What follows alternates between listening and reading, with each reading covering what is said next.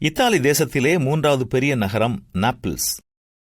இங்கு இருந்த ஒரு தொழிற்சாலையில் சிறுவன் ஒருவன் வேலை செய்து வந்தான். பாடல் பாடுவது என்றால் அவனுக்கு மிகவும் விருப்பம். தான் ஒரு சிறந்த பாடகனாக வேண்டும் என்று அவனுக்கு அதிக ஆசை. இவன் 10 வயதாக இருக்கும் பொழுது இவனுடைய தாய் இவனை ஒரு பாடல் ஆசிரியரிடம் அனுப்பினாள். ஆனால் அவர்களும் உன்னுடைய குரல் ஜன்னல் வழியாக அடிக்கும் காற்றின் சத்தம் போல இருக்கிறது என்று சொல்லிவிட்டார்கள். ஆனால் அவனுடைய தாயோ அவனுக்காக அலைந்து திரிந்து மற்றும் ஒரு ஆசிரியரை கண்டுபிடித்து இவனை படிக்க வைத்தார்கள். பாடல் ஆசிரியருக்கு பணம் கொடுப்பதற்காகவே செருப்பு கூட வாங்காமல் தன்னை தியாகம் செய்து வெறுங்காலோடு நடந்து அவனை படிக்க வைத்தார்கள். நடந்தது என்ன தெரியுமா? ஒரு நாள் இந்த என்ரிகோ குருசோ இத்தாலி தேசத்தின் மிக புகழ்பெற்ற பாடகனாக திகழ்ந்தான்.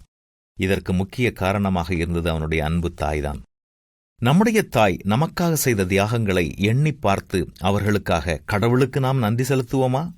அவர்கள் இன்னும் இந்த உலகத்தில் இருந்தால் இன்று அவர்களை போய் பார்த்து அவர்களோடு இருந்து சில மணித்துளிகளை நாம் கண்டுபிடித்து அவர்களோடு செலவழிப்போமா? தூரத்தில் இருப்பார்கள் என்றால் தொலைபேசியிலாவது நேரம் எடுத்து நாம் அவர்களிடம் பேசுவோமா?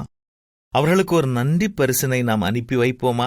என் தாய் யாரென்று எனக்கு தெரியாதே என்று சொல்வீர்கள் என்றால் நீங்கள் இன்று இருக்கும் நிலைக்கு வர காரணமான அந்த நபருக்காக கடவுளுக்கு நன்றி செலுத்துங்கள்.